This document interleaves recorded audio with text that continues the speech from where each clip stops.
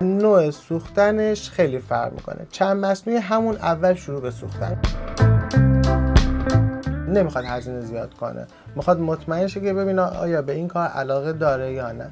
با 2-3 تومن هم میتونه شروع کنه.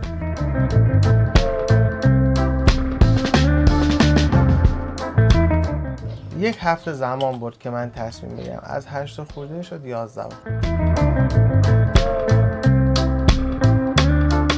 اینکه چرمو تا میکنم ببینم چرم ترک‌های ریز داره یا نه خیلی مهمه. بیشترین چالشی که من الان دارم مشکل مواد و متریالیه که هر هفته داره گرون میشه.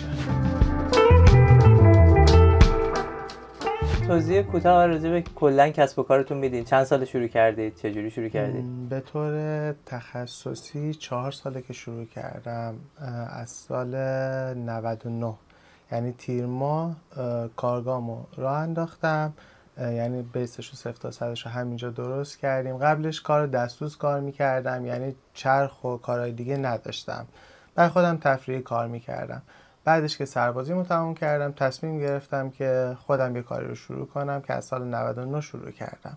هلوش هم میتونم بگم 4.5 ساله که شروع کردم به کار کردن. دیگه بهتون بگم کار چرمو من زمانی که خونه صنایع دستی لیالستان اونجا کلاس دوره سفال میرفتم، لعاب میرفتم، نقش برجسته، تصمیم گرفتم که اونجا دارم سفال کار میکنم ترکیب سفال رو با چرم بیارم. یعنی یه دستبندایی که میخواستم درست کنم پلاکای سفالی باش بیام مثلا دستبندای چرمی درست کنم که سفال روش سوار بشه، که کلا به سمت چرم کشیده شدم دیگه، سفال کار نکردم.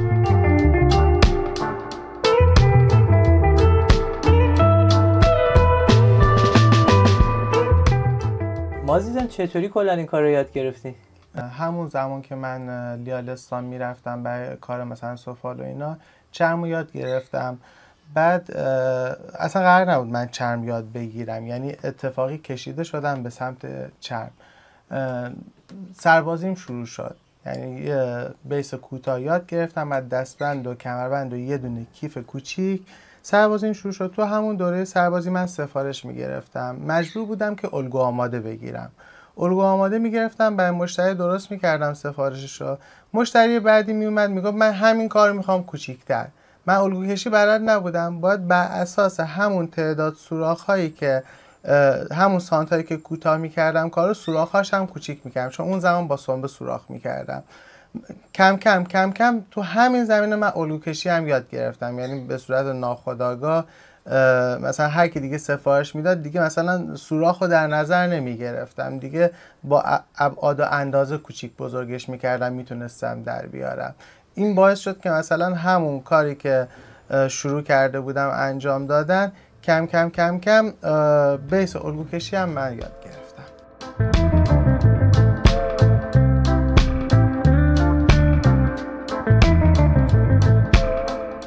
کارتون مدرک دوره خاصی هم داره برای کسایی که میخوان همکار بشن باهاتون؟ مدرک فنی حرفه‌ای معتبر. من اون زمان مدرک میراث فرهنگی گرفته بودم، ولی الان بیشترشون دیگه مدرک فنی حرفه‌ای میدن و از طریق میراث فرهنگی میتونی مثلا مدرک پروانه انفرادی تو بگیری که از طرف سازمان میراث فرهنگی هم پروانه انفرادی رو گرفتم هم مجوز فروشگاه رو گرفتم. پس با جفتش میشه کسب و کار راه انداخت. با جفت این مدرک.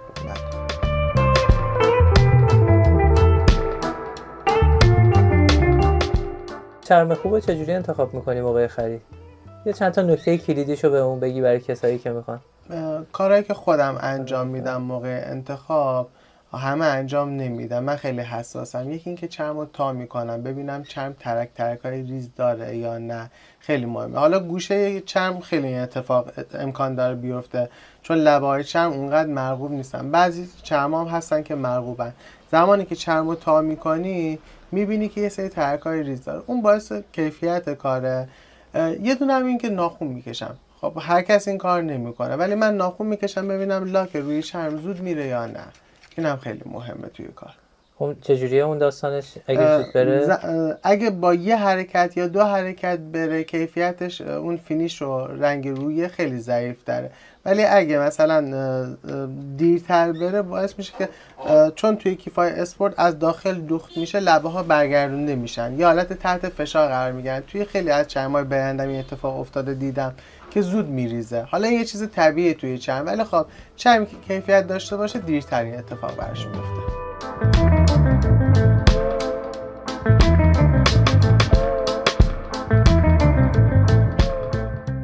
چه محصولاتی کلا تولید میکنی حالا؟ من در حال حاضر کیف پول، کیف جیبی، کمربند، دستبند، گردنبند، کیف اسپورت، کیف دوشی با یه سری کیف‌های مجلسی.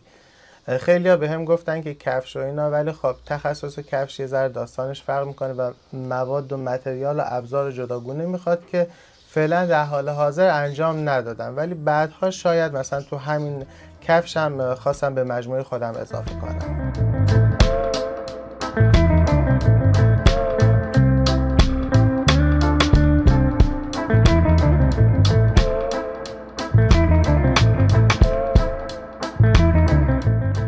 در حال حاضر کارهایی که برای من خیلی پرطرف داره کارهای تیکه دوزیه که تیکه های کار کنار همدیگه میچسبونم و با نوار به همدیگه میدوزم. خیلی طرفدارش بیشتره.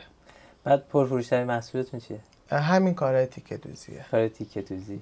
روی هر کاری منظورتون میزنید؟ رو کارهای مختلف اینو؟ نه، رو کارهای مختلف نه. از بیس کارهای تیکه دوزی رو شروع میکنیم. یعنی مثلا این کار هستش الان اگه دقت کنید کلا طراحیش جوری بوده که همه رو کنار همدیگه گذاشتم، بعد زیرش رو یه سری آسترهای نواری گذاشتم که جدا نشه. این نوارا رو برش دادم، اول نازک کردم، بعد برش دادم روش گذاشتم دوختم که دیگه باز نشه، بعد از پشت فرم زدم بهش که کار کلا ایستایی محکمی داشته باشه. خیلی هم پرطرفدار خیلی هم زیباست. یعنی مثلا جزو کارهایی که سفارش نگرفته فروش میرم. مثلا بقیه محصولات عادی سفارش میگیرم، ولی این کارا رو کلا آماده میکنم میذارم بعد مثلا میفروشم. خیلی پرفروشه. خیلی هم زیباست. ممنون، مرسی. اولین کاری که فروختی چه محصولی بود؟ اولین کاری که فروختم کیف پول کتی بود. نفروختم، هدیه دادم. هدیه دادی. بعد چقدر زمان برد درست کردنه؟ 4-5 ساعت. 4-5 ساعت. الان همون کار رو بخواید انجام بدین نسبت به این 4 سال تجربه توی سرعت تاثیر داره یا نه؟ آره، تو سرعت تاثیر داره. خیلی زودتر میتونم. اون کار ساده بود. خیلی ساده بود. مثلا الان کارهای پرکارتر من تو اون زمان انجام میدم و بستگی داره. مثلا اگه چرخ باشه خیلی سریعتر بازم میشه. مثلا زمان سوراخ کردن دوخت و ایناش خیلی کمتر میشه. درسته. در عرض 2 دقیقه با چرخ میتونم بزنم. ولی اولین کار رو کاملا دستی دیگه. کلا 2 سال 3 سال دستی کار کردم.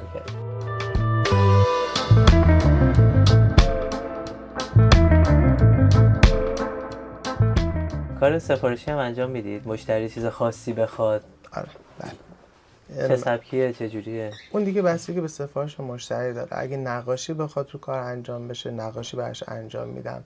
اگه سنتی بخواد سنتی کار میکنم. یه ذره اذیتم توی کار کردن بیشتر عموم جامعه کار شرکتی خیلی دوست دارن. یه ذره برام سخت انجام دادنش. مثلا خودم دوست دارم یه کار متفاوت تر باشه، ولی خب عموم جامعه هم باید در نظر بگیرم که چه کارهایی دوست دارن. به خاطر همون یه ذره مثلا طرف میاد سفارش به من میده، کار شرکتیه درست کردنش روندش نشون نمیدم، اذیت هستم. دوست دارم که یه کار متفاوت تر براش انجام بدم. این برام یه ذره اذیت کننده است.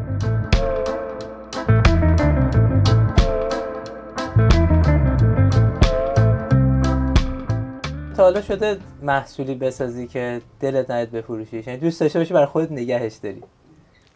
چی بوده؟ یکی بود که درش یک فرش 60 ساله بود.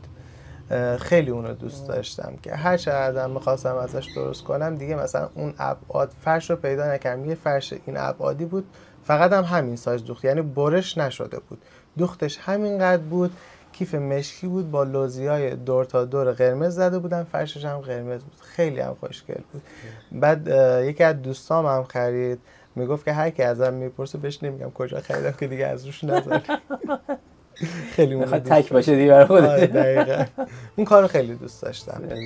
خیلی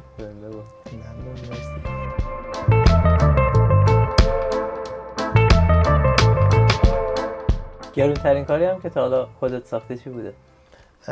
گرونترین کار من 2-3 تا ارزشش بیشتر بود ولی من قیمت پایین تری فروختم.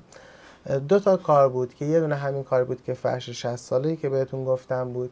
یه کار دیگه هم داشتم بدنه چرم بود، در گلیم بود با سکه های 1 ریالی که روش آویزون کرده بودم برای دوره پهلوی که همونم یه کیف دستی کوچیک هم ازش ست درست کرده بودم داشتم. این 2 تا به نظر من خودم که خیلی دوستشون داشتم، شاید مثلا کارهای بوده که به عنوان گرونتر بوده ولی به نظر من ارزش این 2 تا کاری که درست کرده بودم خیلی بیشتر بود. حسی که شما نسبت بهشون داشتید. درست.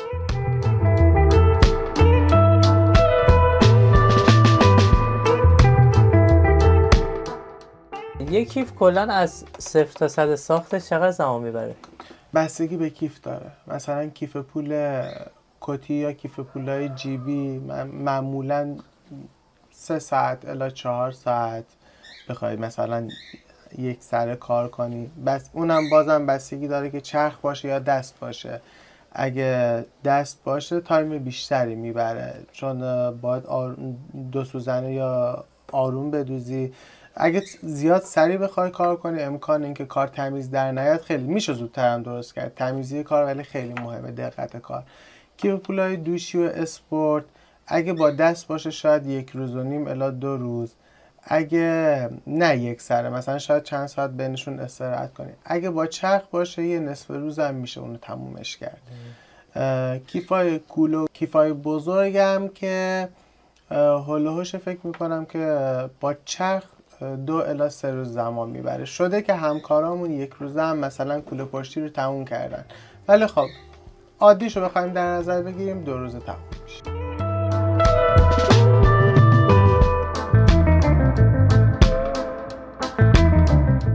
فروشتون بیشتر کجا؟ حضوری آنلاینه؟ من بیشتر حضوری فروش دارم. با یه سایت توی تهرانه که با ایشون دارم همکاری میکنم به اسم ریور گالری که یه سری محصول برشون میفرستم، زمانی که فروش رفتم با هم تصویر حساب میکنن که خوبم فعلا در حال حاضر دارم فعالیت میکنم. ولی از طریق اینستا خودم فعالیت زیادی نداشتم.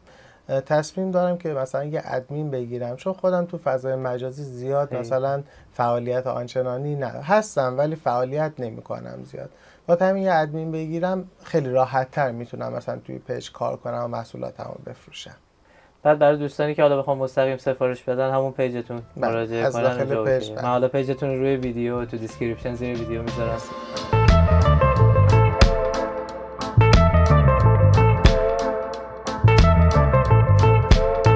تا حالا کسی بهتون سفارش عجیب غریبی داده براش بسازی؟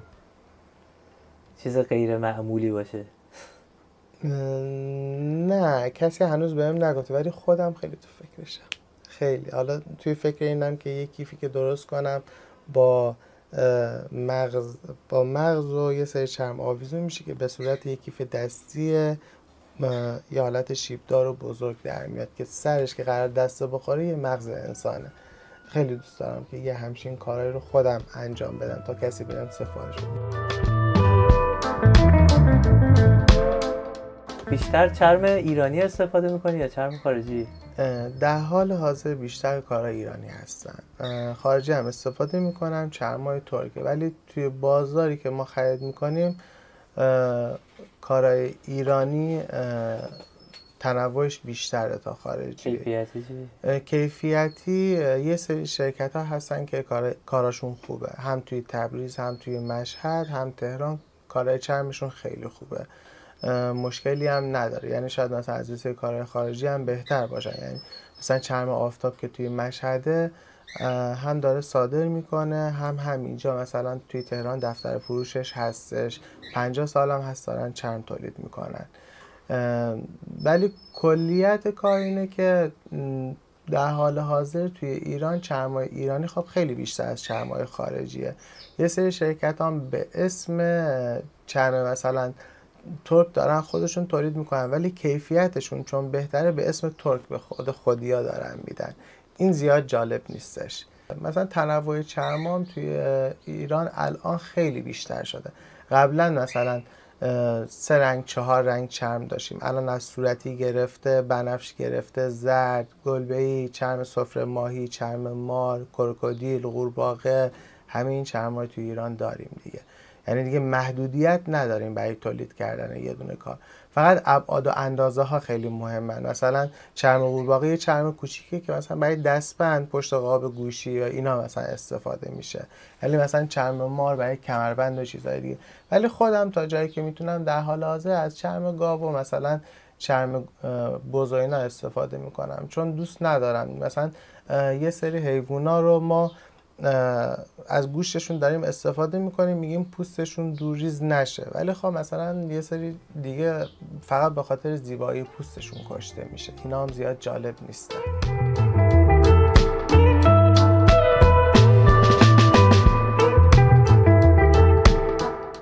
کسی که میخواد این کار رو شروع کنه چجوری شروع کنه؟ از کجا شروع کنه؟ ببینید الان یه ذره شروع کردنش به نسبت قبلا سخت‌تر شده. ما قبلا مثلا با چرمای طبیعی شروع می‌کردیم، ولی الان باید با مصنوعی شروع کنه که فعلا دوری زیاد نداشته باشه و اینکه میتونه مثلا از طریق بیشتر سازمان‌های میراث فرهنگی که توی شهرشون هست اطلاعات کسب کنه که ببینه که کدوم مربی و معلم بهترن، یا از طریق چرم فروشی‌های داخل مثلا شهراشون بپرسن، چون معمولا کسایی هستن که کارهای امانی میارن پیششون میذارن برای فروش، خودشون تولید میکنن و به احتمال زیاد مدرسای خوبی هستن. بتونن از طریق اونا شماره هاشون رو بگیرن خیلی بهتره.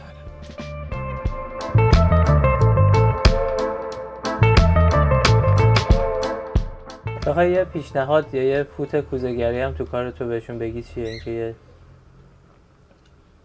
من همیشه هم به نیروم میگم هم خودم انجام میدم، یه کاری رو میخوای انجام بدی آروم انجام بده ولی خوب انجام بده، خیلی بهتره. توی برش، توی چسب زدن، توی هر کار دیگه عجله نداشته باش. یه کار رو بخوای عجله کنی، برای خودم خیلی پیش اومده، کار خراب میشه.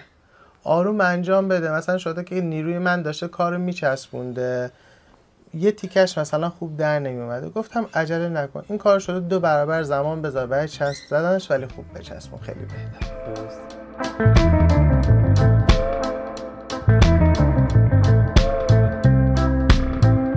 مرحله های اصلی ساخته یه محصول چه چیزاییه؟ الگو کشی اولین مرحله، برش، رنگ لبه با دوخت. حالا بعضیا دوخت اولین مرحله است بعد رنگ لبه است، بعضیا رنگ لبه است بعد دوخت. اون دیگه بستگی به محصول داره. سخت‌ترین مرحله ساختش هم به اون میگی؟ مهمترینش الگو کشیه، چون باید دقیق اگه توی الگو کشی ابعاد و اندازه دقیق نباشه توی دوخت به مشکل برمیخوری. ولی سخت‌ترینش کلاً برش که راحته. فکر میکنم که بیشتر نمیشه گفت سخته، خسته میشه و زمان بره. اگه دست دوز باشه دوختشه، خیلی مهمه. و رنگ لبه 3 مرحله، بعضیا توی رنگ لبه 3 مرحله رنگ لبه میزنن، 3 تا 4 مرحله که رنگ لبه یک دستی داشته باشن. یعنی رنگ میزنن خشک میشه 200-300 بعد سنباده میزنن، دوباره رنگ میزنن خشک میشه سنباده میزنن، دوباره رنگ میزنن. این خیلی زمان میبره.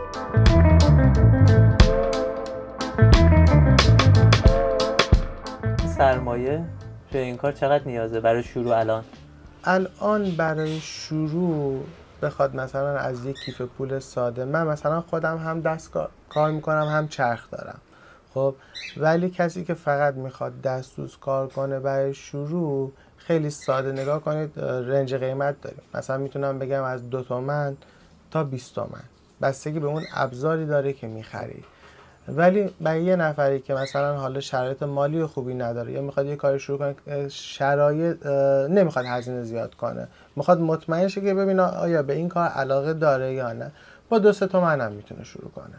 یعنی یه سری سنبه، مشته، چند تا پانچ، دستگاه مثلا اهرامی هم نشد سنبه های دستی میتونه بگیره.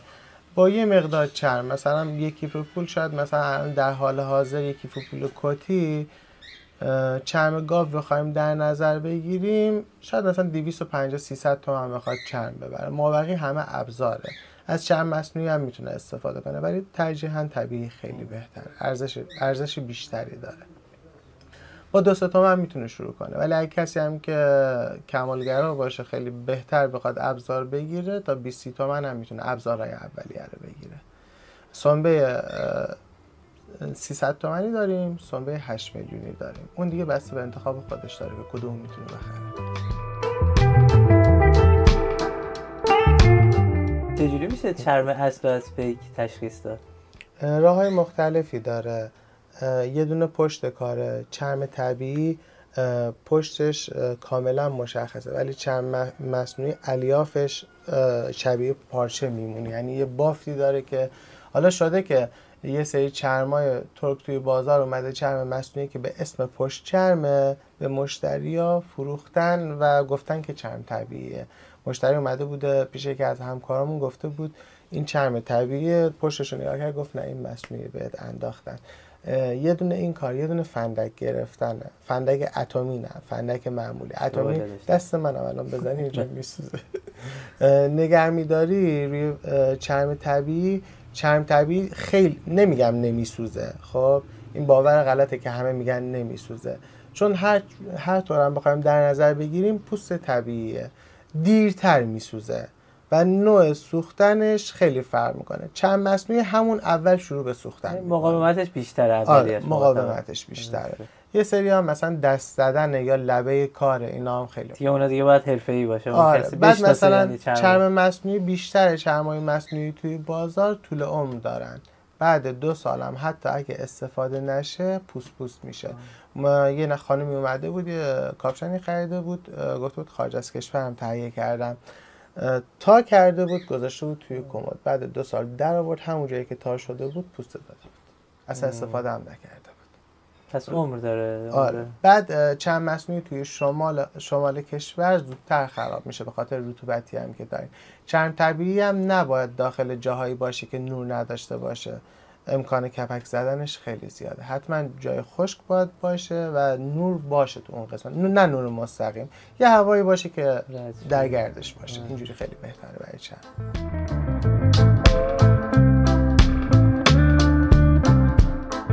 چی کار کنی یا چه چیزی باعث میشه فروشت بیشتر بشه؟ خلاقیت و متفاوت بودن خیلی تاثیر داره. یعنی مثلا من کارهای بازار رو میبینم همه شبیه همن، ولی زمانی که یه کار متفاوت میشه فروش خیلی بهتری پیدا میکنی، هم از طریق اینترنت، فضای مجازی، هم فروش‌های حضوری. خیلی خیلی تاثیر بهتری داره و همیشه سعی میکنم که اون متفاوت بودن رو داشته باشم. حالا شده مثلا از نوع مثلا اون چرمی که انتخاب میکنم، نوع دوختش، نوع متریالی که داره استفاده میشه، خیلی بیشتر دوست دارم متفاوت باشه.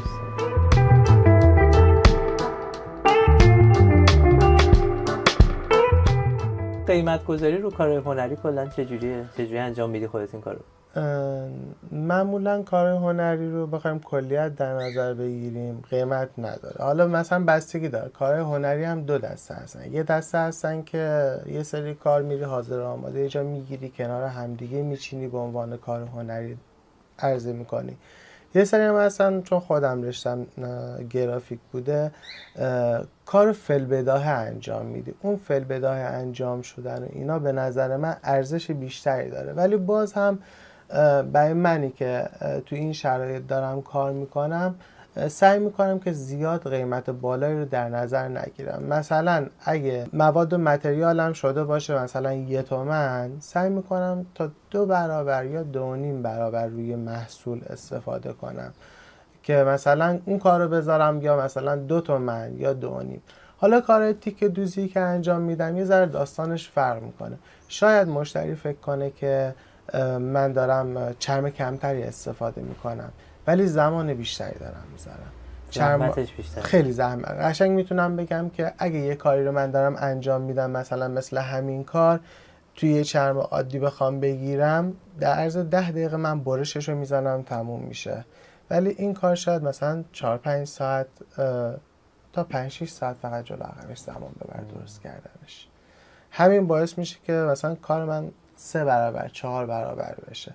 ولی با این حال بازم سعی میکنم که به نسبت کار بیرون که من میبینم دارن میفروشن از کارهای آماده شرکتی چرم طبیعی این کار ارزون تر.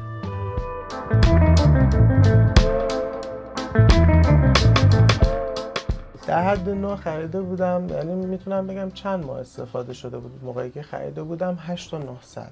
اصلا خریدنش داستانی بود. قرار بود بخرم، چرخ بود 8 خورده. بعد یک هفته زمان برد که من تصمیم بگیرم. از 8 خورده شد 11 خورده. اومدم بازم تصمیم گرفتم بگیرم. به من گفتم من دینام سرخود دارم. برای کسایی که تازه میخوان شروع کنن یا باید دینام کم مصرف داشته باشن یا سرخود، دینام معمولی نمیتونن شروع کنن. دیدم قیمت به من میگه 13 خورده، یعنی 2 تومن گرونتر دینام سرخود. اومدم خونه، توی دیوار گشتم، توی تهران یه جا رو پیدا کردم. منم والا نمیدونم طرف میخواد به من بندازه نندازه. خلاصه پیام دادم، گفتم که من این چرخ رو میخوام. گفتم چقدر؟ گفت 8900. گفتم اوکیه، شما من 500 تومن براتون بیانه بریزم، شما نگه میدارید من مثلا تا چند روزی که بیام ببرم؟ گفت راستشو بخوای تو الان 500 تومن میریزی ولی تا 4 روزی که شاید قیمت ها بالا بره، من میتونم اونو گرونتر بفروشم. گفتم باشه. من 500 نمیدونستم ریسک کنم پولو بریزم برم ببینم طرف نیستش. 500 تومن ریختم. گفتم من شب حرکت میکنم. شب اومدم تهران، صبح رفتم خیام، رفتم چرخ با حالا مپ با لوکیشن هم دارم دنبال کوچه ها میگردم که پیدا کنم. رفتم اونجا چرخ رو گرفتم، گفتم برای من روشن کن. خودش روشن کردن رو بلد نبود. زنگ زد به دلال بود احتمالاً. آره دلال. توی خونه رفته بودم که کلا چرخ بود، یعنی همون مدل چرخ خرید فروش می‌کردن. آره خرید فروش می‌کردن. چرخ رو گرفتم، خلاصه با 1000 مکافات و زحمت و اینا برگشتم. یک هفته فقط من گریه نکردم، خیلی سعی کردم. نمیتونستم بدوزم. چرا؟ بلد نبودم. و هر کی هم میپرسیدم بهم درست نمیگفت. نخ انداخت. زمانی که یه چرخ رو میخوای نخ بندازی، چرخای راست معمولی که لباس میدوزن نیاز نیست از همه سوراخ‌ها نخ رد بشه، ولی توی چرخ چرم دوزی حتما باید نخ از توی همه سوراخ‌ها رد بشه، وگرنه یا گره زیر کار میفته یا روی کار میفته. یک هفته من داشتم میدوختم، یعنی انقدر چرم میتونم بگم انقدر خورده چرم فقط ریختم که بتونم بدوزم. هر کاری میکردم جور در نمیاد. یکی از فامیلامونو گفتم اومد نخ انداخت، بازم همون مشکل پیش اومد. آخرش یه دونه ویدیو پیدا کردم خریدم که بهم میگفت چه نخی بخری چه جوری نخ بندازی. همین. همش تجربه است دیگه. همش تجربه است. منی که مثلا بدون هیچ زمینه‌ای از چرخ مستقیم رفتم چرخ خریدم برگشتم. الان مثلا یکی توی لایجانم بلد نباشه، من میتونم برم راهنماییش کنم، ولی اون موقع هیچ بلد نبود بخواد به من راهنمایی کنه. یه نفر چرخ داشت که از همکاران بود، الان با هم کار میکنه، ولی اون موقع من همونم نمیشناختم. حالا سر همین تجربه‌ای که داری تا حالا تصمیم نگرفتی آموزش بدی خودت؟ آموزش خیلی دوست دارم که یه فضای بزرگتری داشته باشم، برای آموزش خیلی بهتره، ولی مشکلی هم با آموزش ندارم. هنرجو بیاد آموزش رو شروع میکنم، ولی بهش میگم هم کار دست‌دوز بهت یاد میدم هم چرخ دوز، که اگه روزی خاصی چرخ بگیری یا کاری رو شروع کنی، مثلا از در جلسه 2 جلسه‌اش رو بهش مثلا چرخ یاد بدم، گیر نکنه بتونه مثلا کار خودش رو راه بندازه. معمولا آسترکشی و چسب زنی و اینا که تو همون دست‌دوز انجام میشه، فقط یه دونه دوخت میمونه که باید توی چرخ دوز انجام بده. پایه شبیه قدم زدن، انگار داره روی چرم قدم میزنه. به اینا میگن چرخ 2 پایه که مخصوص کارهای ضخیم دوزی و چرم دوزیه.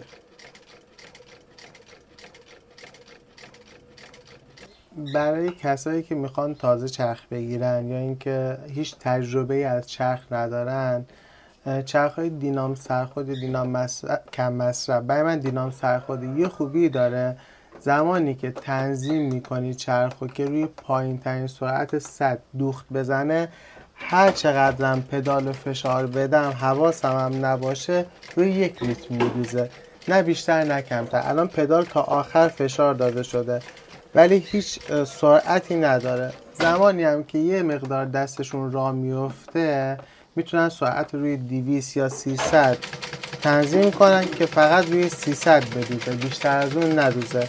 این خیلی براشون زمان باعث میشه که کارو خراب نکنن، دستشون روی چرخ خیلی راحت تر راه بیفته، خیلی براشون راحت تر.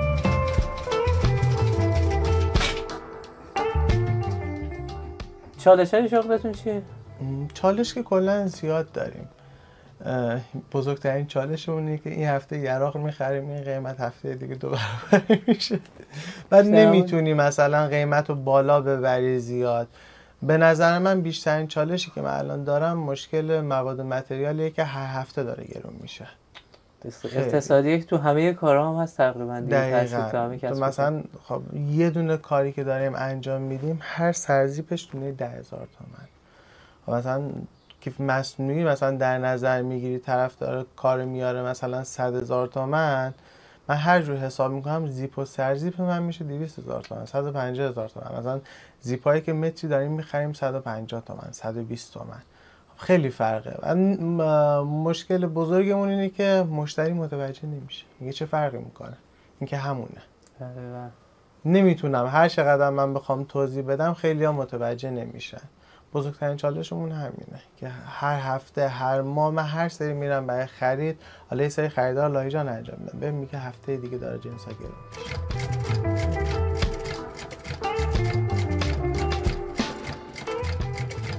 بعد چالش فنی چی توی خود کار؟ توی خود کار چالش خاصی نداریم بجز یه سری کیف هایی که با چرخ من دوخته نمیشه. اونجا سخت میشه کار، چون برای کیف دوزی اگه بخوای با چرخ کار کنی 3 تا چرخ میخوای، چرخ بطر، چرخ کفی دوز، چرخ راسته که با راست شروع میشه. بعد حالا یه سری کیفا کفی دوزی دارن که اصلا من اون کارو فعلا انجام نمیدم.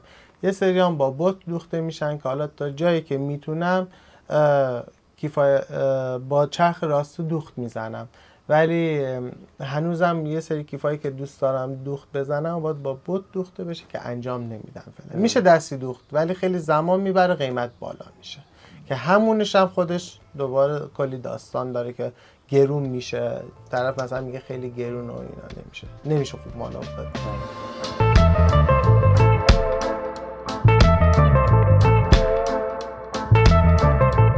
کارت به درد مهاجرت هم میخوره؟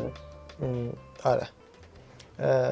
حالا من قبلا روی نقاشی فکر میکردم که باید مثلا مهاجرت کنم، ولی معمولا کشورهای دیگه یا کلا جاهایی که یه شخصی دوست داره بره، چیزی که بلد باشه خیلی تأثیر داره، یعنی از خودش باشه. معمولا صنعت و این کارهای دیگه خیلی تأثیر بیشتری داره.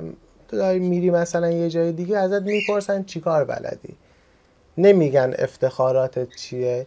اونجا باید یه کاری داشته باشی برای ارائه دادن.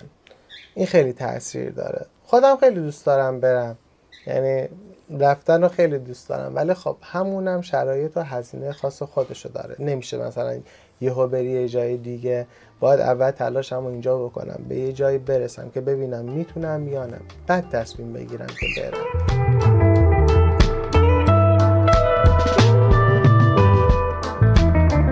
کلا خودتو کارآفرین میدونی یا نه الان؟ هنوز نه، هنوز خیلی پله مونده تا بالا برم. ولی نیروهایی دارین که معالا شنیدم پیشتون کار میکنن؟ بله. که به نظر من کسی اگر قرار کارآفرین باشه حداقل باید 40-50 تا نیرو داشته باشه که کار کنه. نمیگم اعتماد به نفس دارم، ولی خب هر چیزی یه لول خاص خودشو داره. دوست دارم که بالاتر برم که اون اسم حداقل روم گذاشته بشه. دوست ندارم الکی به خودم اعتماد به نفس بیش از حد بدم بعد درجا بزنم. همیشه میگن که هر موقع به یه چیزی رسیدی که فکر میکنی آخرش رو اونجا بدون مرگ خودت.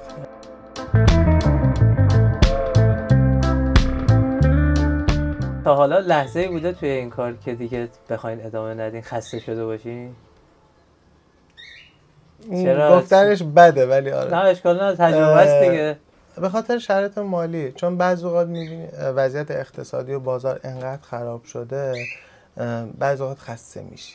یعنی عملا بدهی داری، چرم میگیری، از این ور باید مثلا چک داری، اجاره مغازه است، حقوق پرسنل، همه اینا رو باید در نظر بگیری. بعضی اوقات میمونم که چی کار باید بکنم، ولی بازم ادامه میدم. چی باعث شده باز ادامه بدی؟ به خاطر اینکه کار خودم، اینکه برای کسی دیگه دارم کار نمیکنم. میبینم کسایی رو که دارن برای کسای دیگه کار میکنن و پیشرفت بهتری دارن، ولی من فعلا در حال حاضر تصمیم دارم که رو کار خودم فقط وقت بذارم. تلاشم میکنم، بعد حتی اگه پشیمون شدم من میگم تلاشمو کردم، ولی با این همه زمانی که گذاشتم فکر نکنم پشیمون بشم.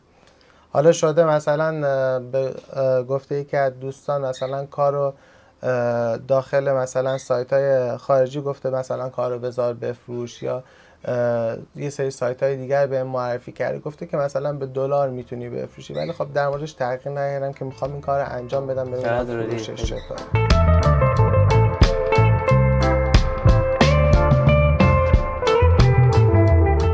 درآمد کسب و کار چرم کلا چه شکلیه؟ چه جوریه الان تو این اوضاع؟ تو این اوضاع یه ذره درآمد زیاد جالبی نداره، به خاطر همین ما باید اول مردم رو نگاه کنیم که ببینیم که نیازهای اولیه‌شون چیه. خوراک و پوشاک اولیه است و پوشاک ما چرم مصنوعی داریم، چرم طبیعی داریم. خیلیا ترجیح میدن که چرم مصنوعی استفاده کنن، به خاطر همینه که یه ذره بیزینس چرم افت کرده. یعنی فقط من نیستم، همکارای دیگه هم دارم میبینم که از یه طرف بیزینس چرم اومده پایین، از یه طرف اجاره ها رفته بالا. اجاره های ما الان مثلا تو این حالت نزدیک 80% افزایش اجاره داریم. نه من، تمام فروشنده هایی که ما داریم میبینیم تک و توکن که مثلا پیش میاد صاحب مغازه‌شون مثلا باشون راه بیاد، ما بقی نه، اصلا براشون مهم نیستش.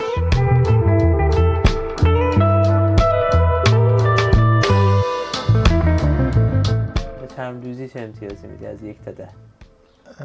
به چرم دوزی بخوام 1 تا 10 رو بدم 8. آره. یعنی راضی دیگه میشه گفت؟ آره. بعد من همیشه دوست داشتم توی طراحی و نقاشی خیلی پیشرفت کنم، ولی هیچ موقع از قضیه مالی بهش نگاه نکردم. دوست نداشتم وارد بیزینس بشه کارم، به خاطر همون یه کار دیگر رو شروع کردم. دوست داشتم اون کاری که دارم انجام میدم دلی باشه. به نقاشی همیشه 10 میدم، ولی بعد چرمه، یعنی اولویت بعدیم چرم بوده و همین کار رو کم کم دارم گسترشش میدم، رشدش میدم. خیلی بهتره.